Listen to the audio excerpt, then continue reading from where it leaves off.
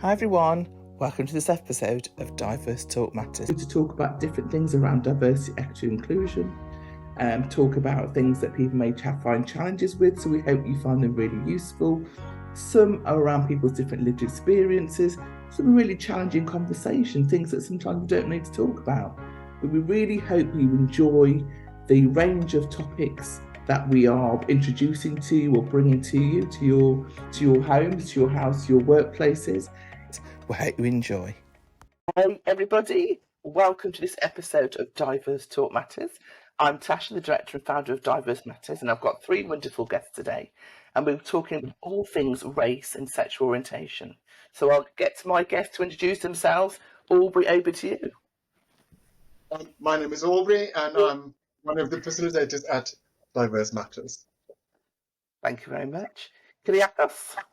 Yep, I'm Gilly, and I currently do business development and developing learning materials. Lovely, thank you. And last but not least, Anjum. Hi, I'm Anjum, and I also work for Diverse Matters as a consultant and trainer.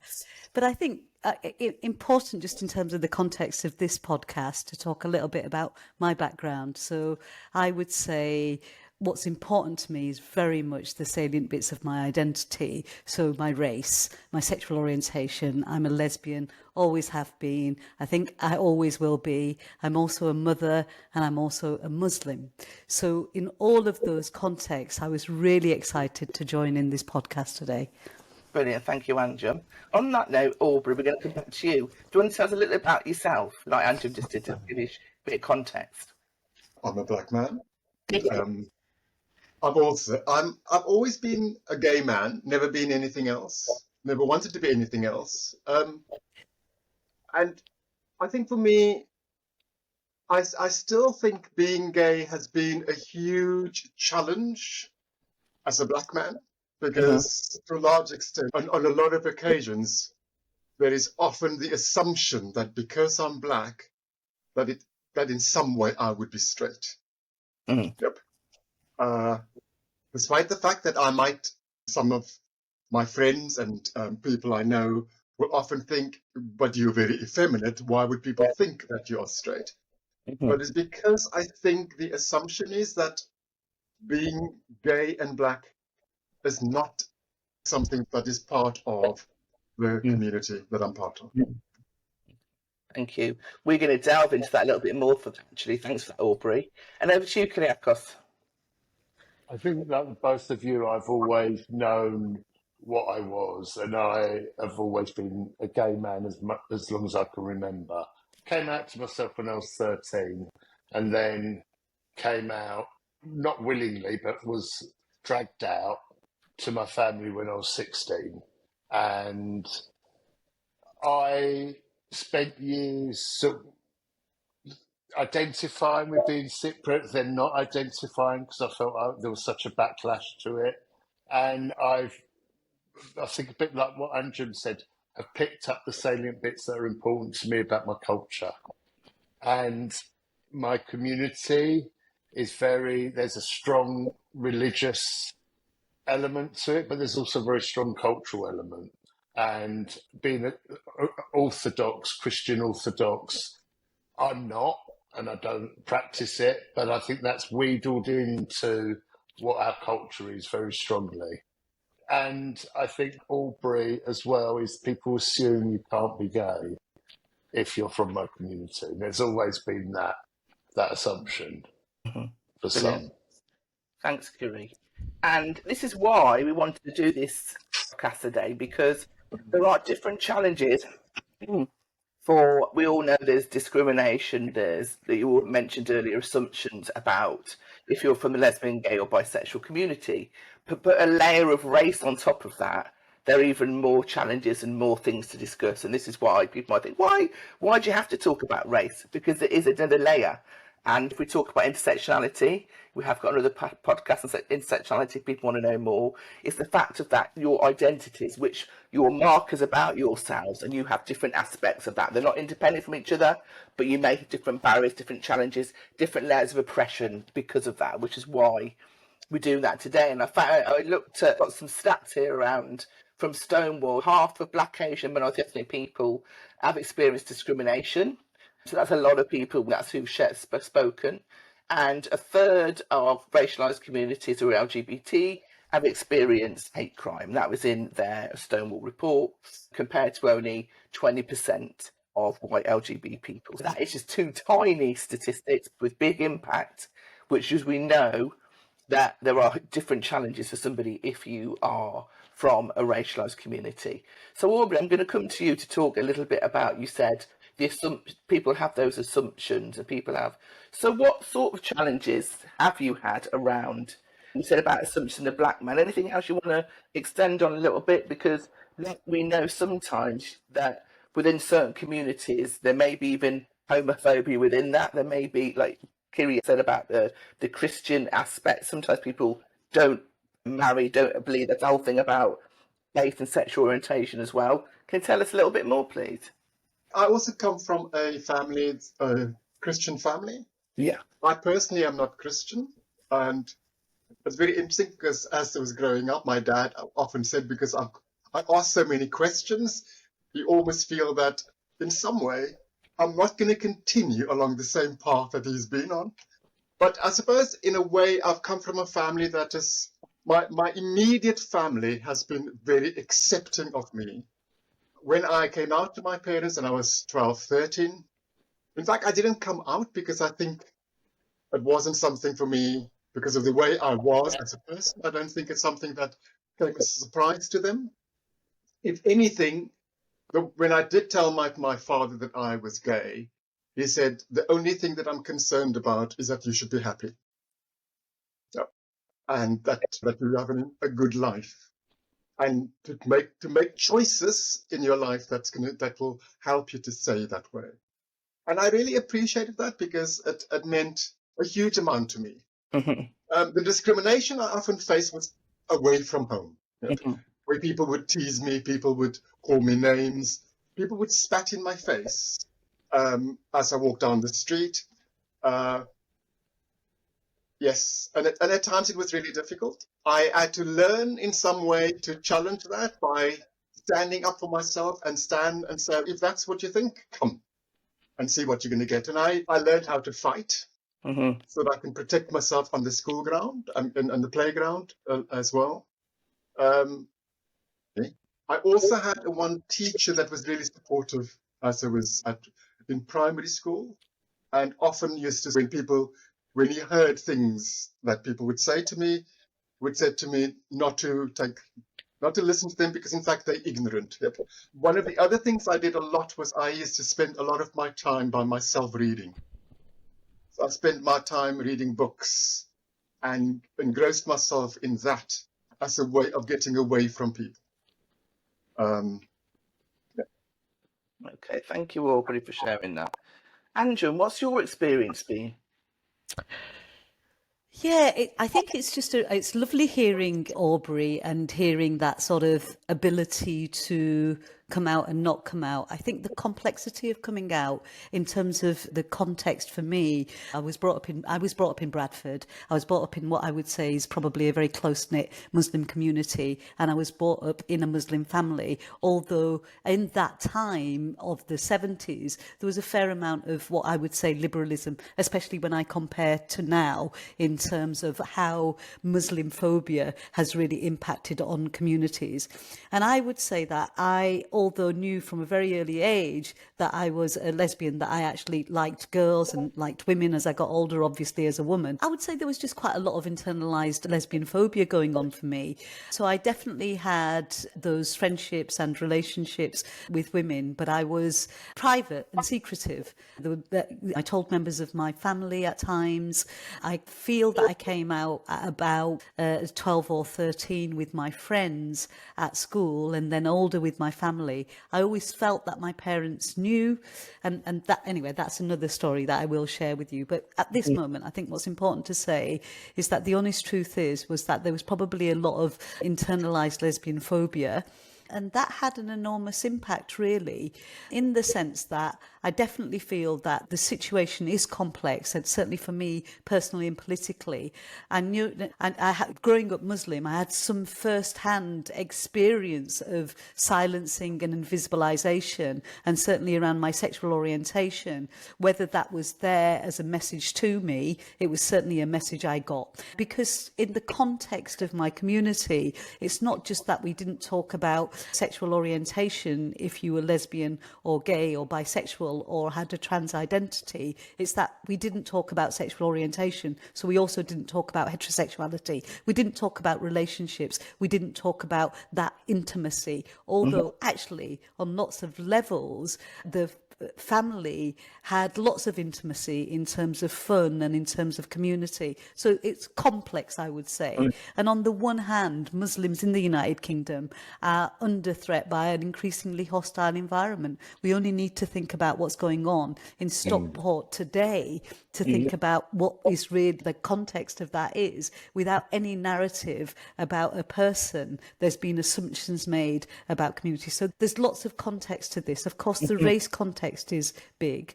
I am an Asian woman. I would say the in terms of gender, in terms of the relationships towards women, not just in any society, there has been, if you like, just we live in a sexist, misogynist society. So there's complexities, is what I'm trying to say. And the British media just had fuel to that fire, if you like. So there's a lot. It's really complex, I think. Yeah. But it has been, I would say, also a lovely journey for me on lots of levels. Working with that, understanding that, and understanding who I am, and recognising that activism and community work and being involved in those communities has been really important to me. Lovely. I've said too much. I'm shutting up. No, now. it's all good. Kiri, anything to add about your experience? Yeah, my experience, in terms of when I came out, my immediate family, there was a real mixed reaction. My mother was very much his father saying, I just want you to be happy. But because my father was the dominant force in the family, it was like, you've got too much to sleep with a woman or get. Me being a very bolshy teenager was like, well, that ain't happening. And then there was the threat of sending me to Cyprus for an arranged marriage. And I was like, if you send me to Cyprus, I will tell the woman's family why it's not a suitable marriage. So the thought of me outing myself in Cyprus was too big for him. So, and I lost cousins through that. People I'd grown up with, was very close with. I lost them and I've never regained those relationships over the years. Yeah. And I think for me, it was about, my parents came over to the UK in the 50s. They got stuck with, this is the cultural norm of our community. Cypriots in Cyprus moved on gradually, but they were stuck with those ideologies. And honour was a really big part. Honour, family name, if you lose honour or you trash the family name by being gay was a really big thing. And that was what my family's preoccupation was. I was really lucky. I grew up in London and I had access to the only youth group in the country at that time for lesbian and gay young people. They supported me with some things, but they didn't know how to support me around culture and community. But they listened and I got some strength from that. Later, being involved in setting up the Cypriot lesbian and gay group, and there were other Black and Asian groups around that were very interlinked and supportive of each other at the time, was very powerful, I would say, and really helped gain the strength that I need. Okay, thank you for that. Really good to hear your stories. Anjum, you mentioned earlier about your parents. Did you want to come in with that now? Yeah, simply with my dad, when I was about 17 and just prepping to go to university and thinking about university, so maybe 16, 17, I was wearing a labris in my ear, which symbolises sexual, orientation in terms of my lesbian identity. And I went into my dad's office, his study, and he said to me, I really like your earring. It's just so nice. And he said, I know it must represent something. And whatever it represents is going to be a good thing. And I definitely think that you might want to look at going to London for university, because Bradford might just be a bit too small for you. Wow. And it was just such an impactful and powerful conversation. It was so directive without being directive. So I took a lot of strength from that. Yeah. And then fast forward many years later, my father passed away, and I'm married to the wonderful Dipti. And in setting up that marriage, I spoke to my mum about it, and she said to me, look, I know this about you, but I've always not wanted to know. And I think the coming out bit is really important. I'm really leaning into what Aubrey and Kiris are saying, because coming out in the wrong way does mean that we lose people. And I think although I was out, and the fact that I didn't say it to my mum meant that we could actually just work together. She could really appreciate my relationships and friendships. And when I told her I was getting married, she said, I was hoping you wouldn't want to do this so publicly. When same-sex marriage came about, she said, I did think Anjum is going to want this. And then I said to her, so why do you think I want it? And she was really good. She said, I know that you've got a really strong sense of justice. And I said, that's absolutely it. I wouldn't choose marriage as a woman, but because it's not been equal for me to have that, I think it's only right that I should have a wedding, and I should have a big Asian wedding. And my mum was like, okay, don't invite me, I can't come. And that was heartbreaking, because I spoke to my mum several times a day. Anyway, that was such a painful, it was about 7 or 8 days. It was really painful. And then my mum called me, and I was at work, and I was like, okay, yes, what? Hi. And she said, you sound really busy. And I was like, I'm at work. And I was upset. And she said, I'm at King's Cross. I was just wondering if you could come and pick me up. And it was just, it was brilliant. So I couldn't pick her up, but Dipti went to go pick her up. Yeah. And she came and she said, I don't know how to say sorry, but I know I need to. But my children get married, I buy their partners outfits. So that's what I've come to do. And it was beautiful. It was like there was nothing else to be said. Yeah. And I could feel it was complex and it was difficult for her. But the thought of rejecting her children was not an option for her. And I feel that I did just come out in that way, whereby I feel maybe if I'd have done that earlier on in that really blatant way, she might have felt that what she has to do is reject. A bit like Kiris is saying about the sort of the go-to position for parents of that migration, that journey. They held on to values that actually Pakistani values in Pakistan are different. The LGBT community in Pakistan is vastly different to the community here. Obviously, we're talking about very conservative parts of the world. So it was complex. So I feel like we got somewhere with that.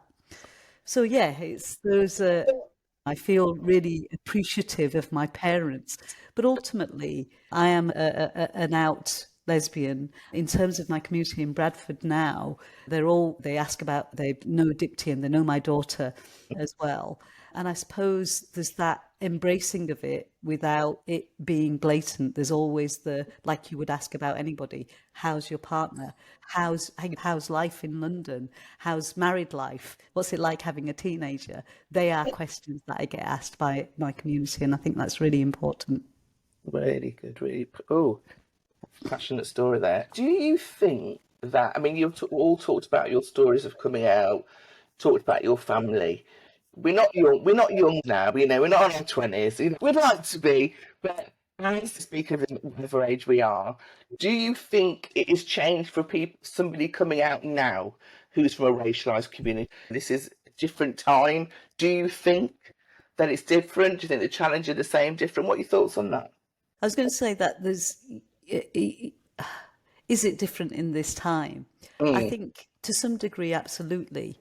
But I think it's one of those things that the realities of the world, and because of Islamophobia and because of racism and because of there's a real depth to that hatred and racism globally, and it's always been there, but I think it's much more deeper. It's much deeper. It's really prevalent, and I think ultimately some of the common issues that LGBTQ people of colour face linked to their own families, but actually people are often ostracised and shunned from the family, or forced to live double lives, and sometimes are even pressured, as Kyrios said, to get married. It's like ruining two lives in one go, double whammy. How bizarre is that? But then there's another thing that I think has also happened in society, which is parenting styles.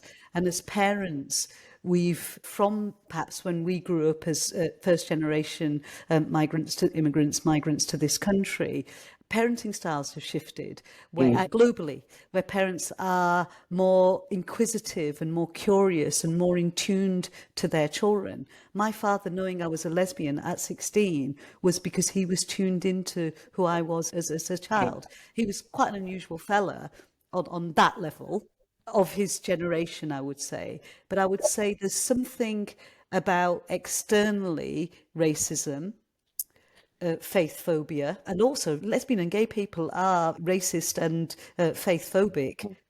We centralize whiteness. If you don't come out in a particular way, then you don't come out, and it's okay, that's just not the right way for me to come out.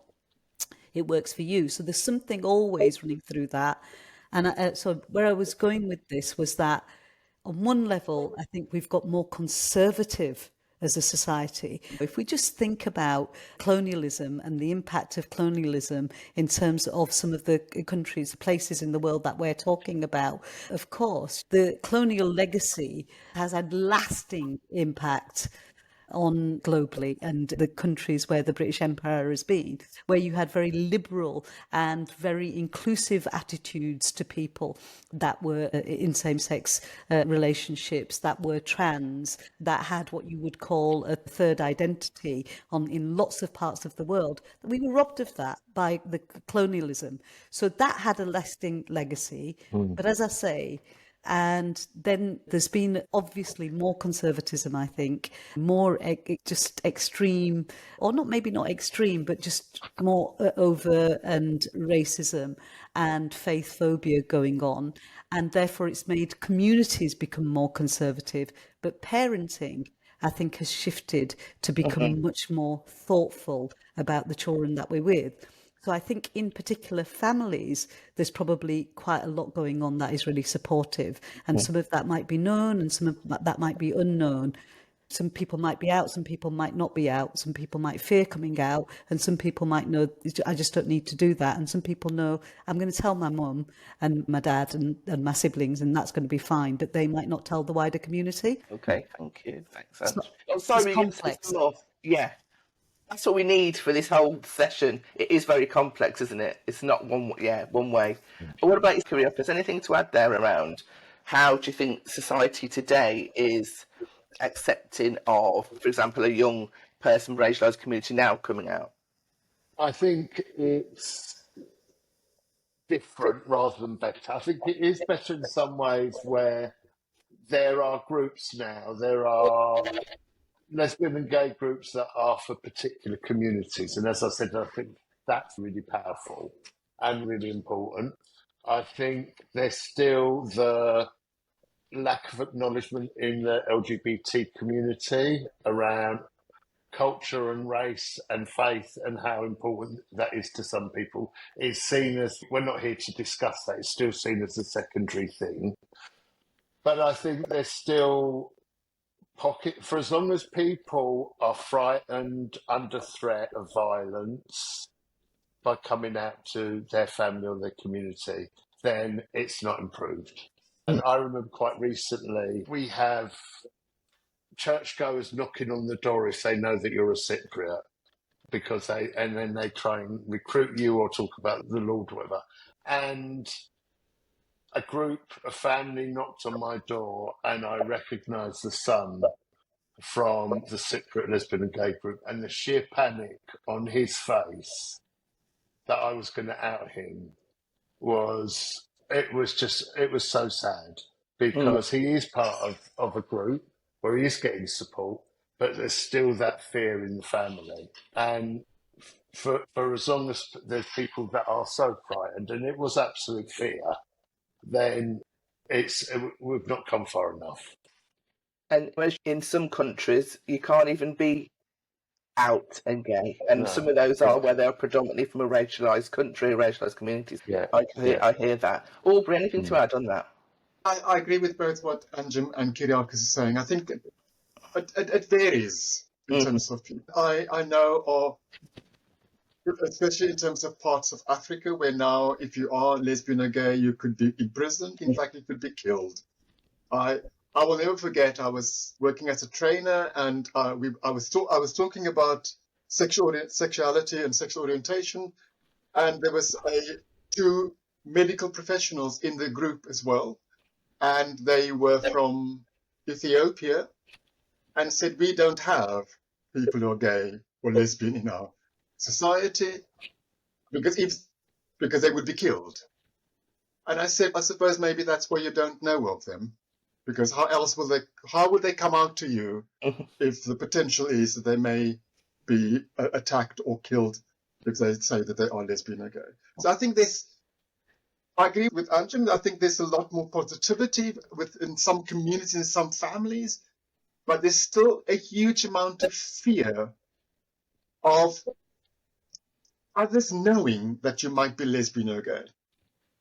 So it may be that you may feel support with the people that you know and are close to, but there's still. I was training recently in Hertfordshire, sexual orientation training there, and people were saying, some of the people in the group were saying, I'm living here in Hertfordshire, my family's somewhere in another part of the UK. When I go back, they don't know what my life is like. And these were young people talking about. And I was quite surprised by that, because I thought that people will be more open about their sexual orientation. And it was a young gay man who said, I cannot talk about my gayness to my family. Yeah. And we've got Andrew say something. Well, I mean, there's just so much to say and unpick about this topic, and I really love what Kyriakos said and Aubrey has said, and I love that sort of, perhaps not same but different, and I think that really is a strong theme about this. I am also involved with Imam, which is a Muslim LGBTQI group, and just some of the stories from there are palpably upsetting. That's what there is to say about that. So Imam is a Muslim LGBTQI group. It started in 1999 from that question that somebody asked, which is, am I the only one? And it's grown up. We support thousands and thousands of people identifying as Muslim, and so many stories from there. So I wanted to just share a couple of stories. One of them is that when Dipti and I got married, there was a photograph of us that was just shared. Somebody got hold of that photograph some years later, 10 years later, when we'd had our daughter, and they emailed it to my brother, who was working in a local authority, and to my mum, and said, do you know what your sister-daughter's up to? And my mum called me, and it was like about 8:30 in the morning, and she said to me, Anjum, today I want you to be really careful. And I was like, what's happened? And she said, somebody sent this picture. I don't know where else they've sent it, but some people are just horrible, and you just want to be careful, and I want you to keep Dipti and they at home, and and it was just so upsetting. And she said to me, I'm going to call the police. And I just thought, wow. And she said, I want you to call the police and tell them that somebody sent this letter, and I think that this means that they're after you and they're after your family. And it was heartbreaking. And I did call the police, and my younger brother called the police, and my mum called the police, and they were like, it's nothing. And my mum was saying, no, this is actually a hate crime. It's like, you've got to be able to assess what's going on between the lines here. My mum was amazing.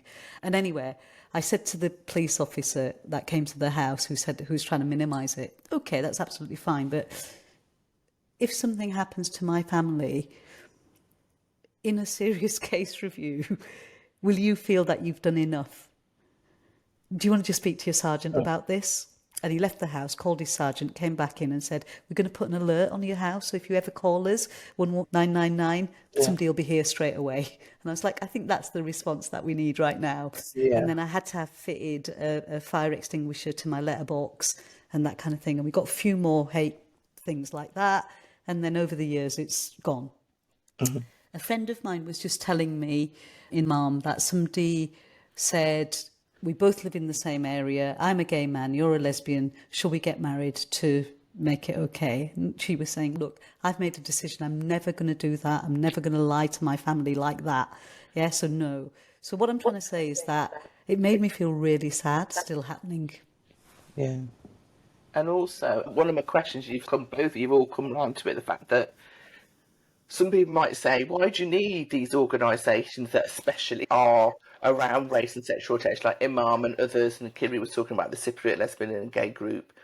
And I think this highlights why it's necessary, because some people might say, why do you need a group that looks at just a sexual orientation? And we've got things like Black Pride now and things like that. Aubrey, over to you, how important is it that either mainstream services need to be better, but also having those groups where people have that sense of identity?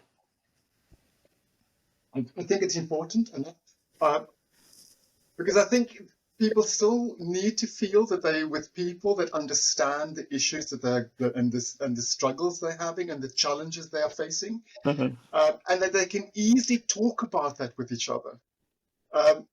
Because of course you can talk it in mainstream, but some people may not be aware of that. And also having the ability to be in a group where everybody shares a similar experience or similar understanding of some of the issues gives you a bit more confidence to face whatever challenges the world may present to you outside of that group as well, I think. Okay, thank you. Like you said, Andrew, we could talk about this forever, but there's so many complex issues we could talk about. What I'm going to move on to now, if that's okay, is about the workplace. And think, what have your experiences been in being gay from a racialised community in the workplace? Kiri? I think for me, I've always been open about being in what work setting I've been open about being gay, and then occasionally they may employ someone that's also sick, and that feels like I need to take a breath and think I'm going to have to come out to this person, and sometimes it's like really positive, other times it's almost like they're working in very advanced, sophisticated organisations, but there's still this blind spot, if you like. And I know that's not the right and okay term, but it feels like they're where it's okay around sexual orientation about anyone else, but not someone from your own community. Or the question is, are you married? Do you have kids? And they don't mean, are you married and it could possibly be to a man? They mean, are you married to a woman and do you have children by a woman? And it's that. So it's almost like you fall into what their stereotype is. And that's frustrating. And there's sometimes I think that actually being in certain work settings where I really have to push the race issue, because I think there's a lot of racism in the organisation, and that becomes paramount to challenging around sexual orientation, because in some of the settings that we've worked in, it could be they're very good around sexual orientation, but actually their approach to race in different communities is appalling. And I find myself it's almost not choosing, but it's like, this is the area I need to focus on. Okay, thank you. Aubrey, I saw you nodding there. What are your thoughts? To a large extent, I think I've always made the choice in terms of the kind of work that I do where I didn't have to feel uncomfortable about being a gay man. I initially was an actor, so again, the people I was with were really accepting sexual orientation, about having lesbian, gay, bisexual, and transgender people within the theatre. When I started working as a trainer, again, the choices I made was to make sure that the companies I work with were places that were very accepting of people who are lesbian, gay. I worked for many years with Challenge, and to a large extent, we were a group of Black, Asian group of people who were lesbian, gay, bisexual, transgender. Yep. It was very diverse. So I think the choices I made to help me being able to feel supported in a way by the people I work with is always to work in that kind of arena. I also worked for many years in HIV as well, where again, it was an environment where I would be welcome and was welcomed. And I don't think often people are lucky enough to be able to do that. I think sometimes we are often forced to work in environments where we have to hide our sexuality. I never had to hide my gayness where I found myself. Yeah. Thanks, Aubrey. Anjum? Oh, I love coming out. I just love it. I love coming out. I love coming out at work. I love coming out online. I love coming out training. I just love it. It's absolutely brilliant. And I love it in terms of how it works with the unconscious bias. I love it with the assumptions. I love that people that I'm working with actually essentially most of the time, 99.999% of the time are like, oh, thanks. Not even if they don't say it, what they mean is thanks for telling us. You didn't have to do that. That's really nice. And certainly when anybody comes out in front of me, I am like, thank you. That is so generous of you. What a gift you've given us. I actually started volunteering when I was at university for a group called the Asian Action Group. And I say it because I want it to be publicly known. But ultimately, me and the other trustees fell out because in the late 80s, Section 28 was imposed. Section 28 clause, that legislative designation for a series of laws across the Britain that, what did it say, prohibited the promotion of homosexuality by local authorities, massively impactful in terms of schools. And that old joke about turning people gay or lesbian, it's gosh, you've got a completely heteronormative society and you're talking about one book turning people. It's like the bizarrest thing. Anyway, it was introduced by Thatcher's Conservative government and it was in effect from 1988 to the year 2000 and in Scotland and 2003 in England and Wales. But ultimately, I wish to demonstrate against Clause 28, against Section 28 in the locality that we were in, Haringey, and the group wouldn't let me take the banner. And they ousted me from the group instead. And that really lit a fire in me. It really sparked something for me. Like, I am Asian. I am a lesbian. My heritage is Islamic. Yeah. And when I come to work, I need to be all of who I am. Yeah. So that became something really powerful for me in that. And then, of course, recently you've seen in terms of some of the Birmingham schools where they were demonstrations outside of schools. And by the way, they weren't just limited to Birmingham schools. That's where the publicity was. And that's where the media links into things. But I remember at that time thinking, oh gosh, this is it again, isn't it? It's which bit of my identity do I give up? I'm a Muslim, I'm from Muslim heritage, I'm a lesbian, I'm Asian, I'm a mother. So they're all parts of my salient identity. Which bits do I give up? We've got all this nonsense going on. Personally, I feel, so what should I do now? Sneak into school the back way to drop my child off because I might encourage people to be lesbian or gay. And so just the bizarreness of it all. But we've got to keep talking these things through. And that's why projects like Imam and Queer Britain Museum and the different projects that Kyriakis and Aubrey have been talking about, the LGBT helpline, the different community projects looking at the intersection, race, culture and faith are really important because people don't leave their salient identities behind. And for some people, that's just really important. So I believe in transformation. I really do believe that. And I believe that we have the power to transform in society by the power of talking. So I love coming out at work. I love it. I love it. I love it. I can't do enough of it. And sometimes, I think there's sometimes I play with it as well. So I've delivered training and I've had people go, I've got no problem with gay people, but I've never met one. And I was like, you really have? You really have? And my co-trainer is laughing in the background because they know I'm playing with this participant because they have ignorance to what's really going on. And we can have fun with it. And that is also great. But that's, I feel, because we're in a comfortable, confident place where we know we will get supported in the workplace. Because coming one out. second, Andrew, because also you've got. I love that you are kind of about this, but we know that sometimes there are people who definitely don't feel like that. Yeah. So that is Yeah. thing. Sorry, Andrew, you were going to say something. No, I just exactly that really about that. We've got this privilege, and maybe this is to do with age as well. I wonder if we were 17 right now, I wonder what we'd be doing right now. And I think that we have to have that honest conversation with the grace that age has given us, the ability, the privilege and the power that age has given us. And for some people 100%. haven't even got that with age. Remember, people couldn't come out. It was against the law, homosexuality in this country until 1967.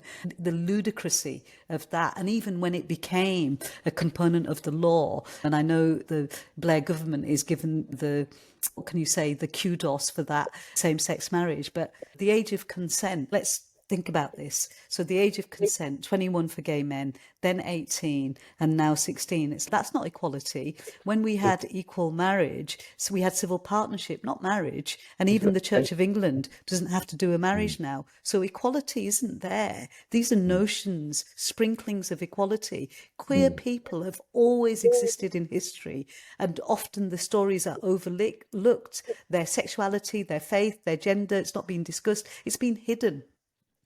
And queer voices and people throughout history in all aspects of work and life, from science to art, engineering, writing, music, loads of stuff, right? We've definitely got better, but actually it's really important to share these stories, and that's what I'm really loving about today. Queer voices, LGBTQI voices, how we've suffered, we've survived, and more importantly, and what I'm getting from this podcast is how we've survived.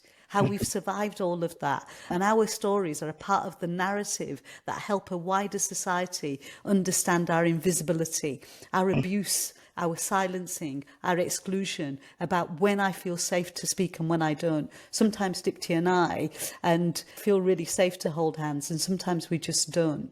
Because actually there has been, Tash talked about some statistics. There's been more homophobic, lesbian-phobic, biphobic attacks than ever before. And that's not just the reporting of them, it's just that there has been more attacks. So coming out has its obviously violent repercussions, and that's the reality for us as well. We need to really showcase our history. We need to think about our fights for justice and equality, and think about actually who we are and how we identify, and continue to have these conversations, because I think that is what is really helpful. No, definitely. Were you going to say something, Kiri? No. 'Cause Sorry. no, it's all good. You were just nodding with Andrew. It's all good. It's all good. And what advice would you give to young people? So, say if any young person is struggling and is any challenging around coming out from, there might be a challenge with faith or culture. Is there any advice you'd give to anyone around? Somebody was listening, or a parent of somebody. What advice, anything you'd tell a parent to somebody who's from a culture where it might not be supportive of LGBT community, or a young person? I'll ask you, Kiri, first. I know you're involved in youth in your past. I think you said so many things. I think, that and then that. I think the most important thing is, for a parent, is don't forget the love of your child should be, and their happiness should be much more important than anything else that your community says is important.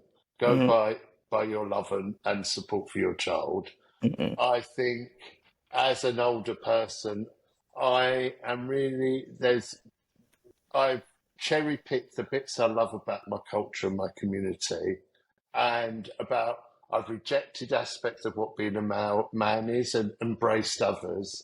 And I feel really good about who I am, both in terms of my community, my sexual orientation, and being male. Because I've been, and you be the type of person that is right for you. And that can be achieved. And the last thing would be seek support of groups, of whether it's online, whether it's in person. Seek support, try and find your people. And because that is very powerful, finding your people is very powerful. Brilliant, thanks, Kiri. I'll go to you, Aubrey, quickly. Anything in terms of what advice you would give to young people? Like you said, all of you have said with age, you know that you've got that privilege with age to see things, how the things have progressed and how you've dealt with things. Any advice you'd give to someone who maybe, it could be a child or an adult who is from a racialised community, who is LG or B, and they thinking, what should I do? Is it okay to come out? What are my challenges? Before I talk about support, I just want to go back to what Anjum was saying earlier about the whole thing about we have to sort of talk about our experience and share that experience. I really think there is a need for us to archive what we have been through, because the world is changing, and there has been so many struggles that we as queer LGBTQ plus people have gone through, that actually, if we don't in some way archive that experience, it will get lost. And young people will just, to a large extent, think, oh, this is the way the world has always been. Anjum mentioned laws in the past that it actually was there that discriminated against and made it illegal for us to be lesbian or gay. The thing is that we need to talk about that experience and as I said, archive it so that we can build on that. Because one of the things I find is that with the assumption that there has been now much more ease to be LGBT, to be queer in the world, the assumption is that it's always been like that, and it hasn't. Okay. So for me, I would say that we need to look at ways, even with us, I think Diverse Matters is a diverse organization, and in that way, bring other people in to say, can we share some of that with each other, so that it becomes a sort of a history that we build up of what has happened in the past, and how we can then, in that way, also support young people forward as well. Because if people have a context and see how things have moved and where we've come from and where we are now, we can develop a better understanding of how, in fact, to also deal with some of the challenges we may face or young people may face today as well.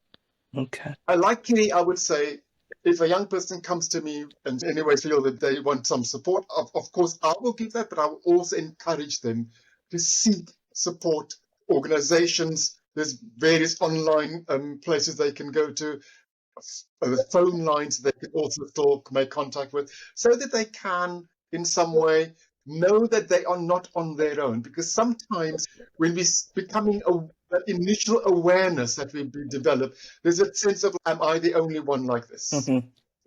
Because people look at me differently, people treat me differently, so I am the only one. And I feel that, I know for myself, that was when I was growing up, felt like I'm obviously the only one, nobody else is like that because I'm strange. But if we know that there are others like that as well, it just helps the whole process. Just one thing about me growing up, when I was at school, in my class, I was not the only gay boy in the class. There were 2 other gay boys as well. And we were incredibly close. And right up until we went to high school, we always stayed together. Even when we moved, because we lived quite in a sort of in the area where we lived, we were very close, so we could go to each other's homes and share things. We eventually, some of us moved away because I went to university, some of them went to other parts of the country, but we always kept contact. The interesting thing is, my one friend was murdered in Cape Town, for being a trans woman. Oh my gosh. And the other person died of HIV many years later. Of the 3 of them, I'm the only one that actually grew old. Wow. But experience of having them with you at school sounds like a really precious and practical one. It was a wonderful support. It was a wonderful support. But I also know that of my friends often didn't have that, and they were often the only gay person in the class or in that school, or potentially, that's what people thought, were incredibly isolated. So I think for me, what is important for a young person is to find ways of not feeling isolated and finding support somewhere, wherever it might be, whether that is with other friends, whether it is with the family, or going towards support groups as well. Okay. Thank you, Aubrey. And did you want to add? I think you wanted to say something earlier. Yeah, first of all, Aubrey, I'm so sorry to hear that. It's just like it sums it up. So there's 1 out of 3. And when Tasha talked about the data, she talked about it in 33% data, 1 out of 3, right? Lesbian phobic, homophobic, transphobic, gay phobic, bullying, harassment, murder is absolutely there. There are still, 69 countries, 72 countries, 69 countries, whereby illegal, punishable by death. Okay, for getting murdered for who you love. Yeah, and you talked earlier, Aubrey, about people make assumptions about sexual orientation. Even people that are heterosexual, they don't survive this. Anything that might alienate as a woman a bit of what we think boyish or masculine behaviour, as a man a bit of effeminate behaviour, even if you're heterosexual, you don't escape this vitriol, this absolute murderous abuse. So actually, this is about what people assume and what they decide and what they fear. Obviously, that's why we call it phobia. And so I'm so sorry to hear that. But I think it aligns rightly with and awfully with the data that we have today as well. I also think when I came out, my mum said to me, when I was talking to my mum, she said to me, what would you do if your niece said to you that she wanted to marry a woman? And I said to my mum, I'd say to my niece, are you happy? And my mum said, oh, that is such a good question. And so she said to me, are you happy? Yeah. And I said, my life, Dipti. And she said, I know you're happy. And I just thought it was just so nice. So actually just equipping people, letting people know there are ways into that conversation. Like Kyriakos was saying, basically inform people about happiness and the parental love and the importance of that beyond anything else is really important. And I also think that these components of talking about to younger people is definitely be yourself, be true to yourself. Nobody has the monopoly over sexual orientation. Heterosexual people don't have the monopoly over sexual orientation. And I would say from a faith perspective, remember, your God made you, your Allah made you. Yeah? It's like you have an Allah-given right to be who you are and to be in this society.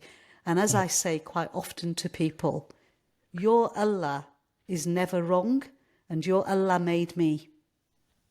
And it's that. And nobody can, whatever faith I have in my heart, that's mine. That's not to question. So I would say that it's really important to remind people that they can be all of who they are. All of their salient identities really matter. But keep the conversation going, keep it up. This is our moment by moment, both our lived experiences and our living experiences that we share and work progressively to make a fully inclusive world and society. So I think it's just really powerful hearing these stories. Definitely. And I would remind people that actually just growing up for anybody is just blooming hard work.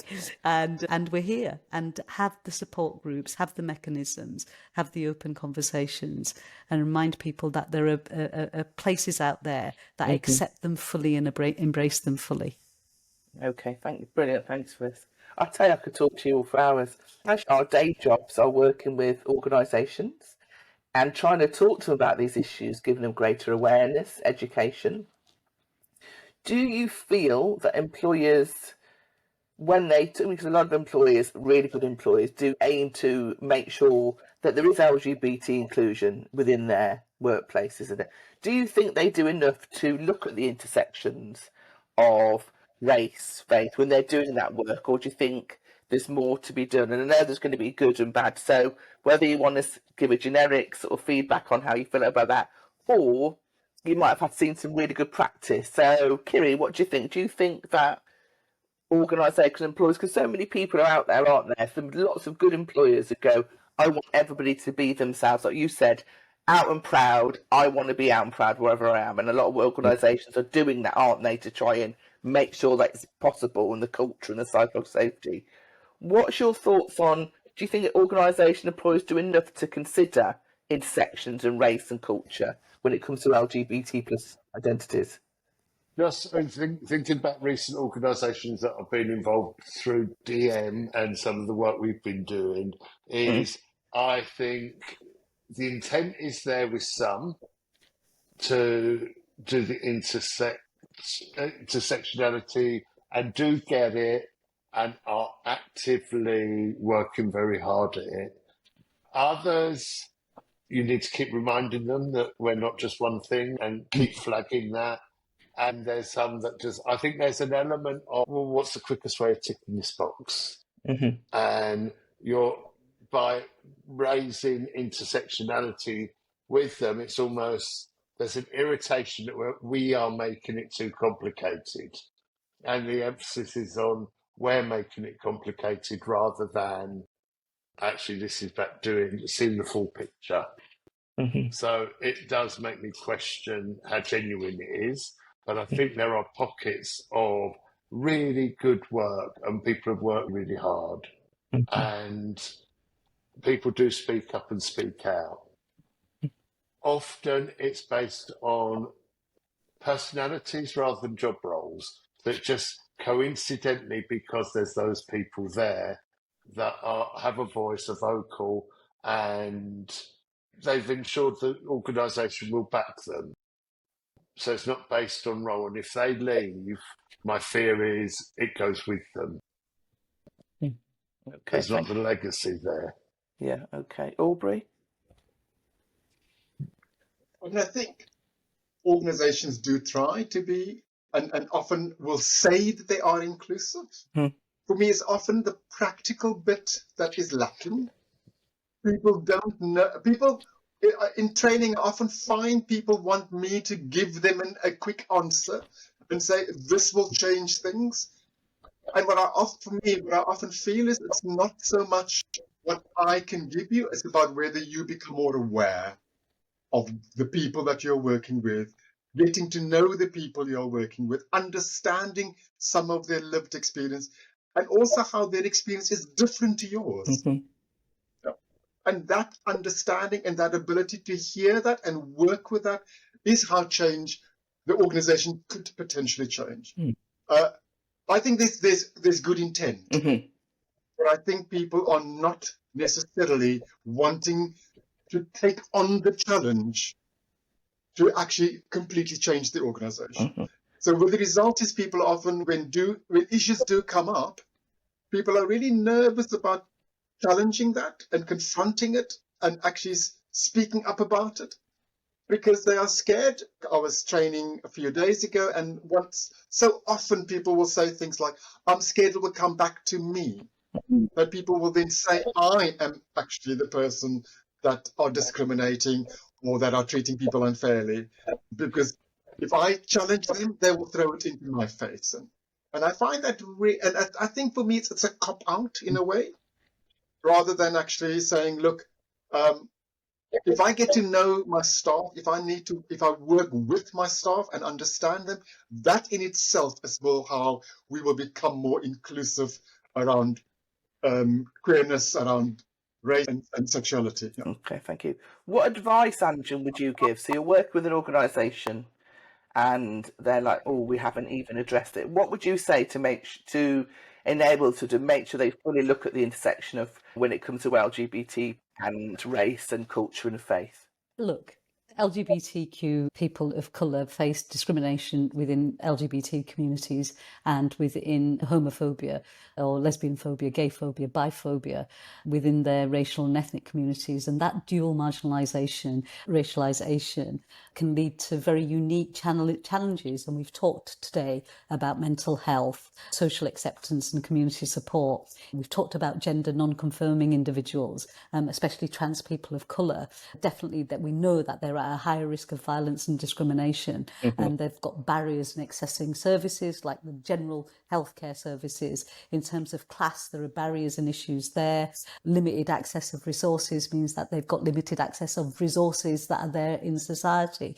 Disability, people with disability often encounter layers of discrimination and find themselves excluded from disability and LGBTQ plus advocacy spaces. And of course, faith and practices can significantly impact the experiences of LGBT people within community, and certain sexual orientation and gender identities are stigmatised and condemned. And they're all the conversations that we've had. So actually sharing personal narratives. Kyriakos talked about the importance of having support groups and support structures, making sure that our employee assistance programs are really geared up to look at inclusivity, are geared up to actually promote and present that we have a sort of a space for people to be mental health allies, having mental health allies with expertise in working with people that are LGBTQ, making sure that we have those, we call into our organisation to do training, expert interviews,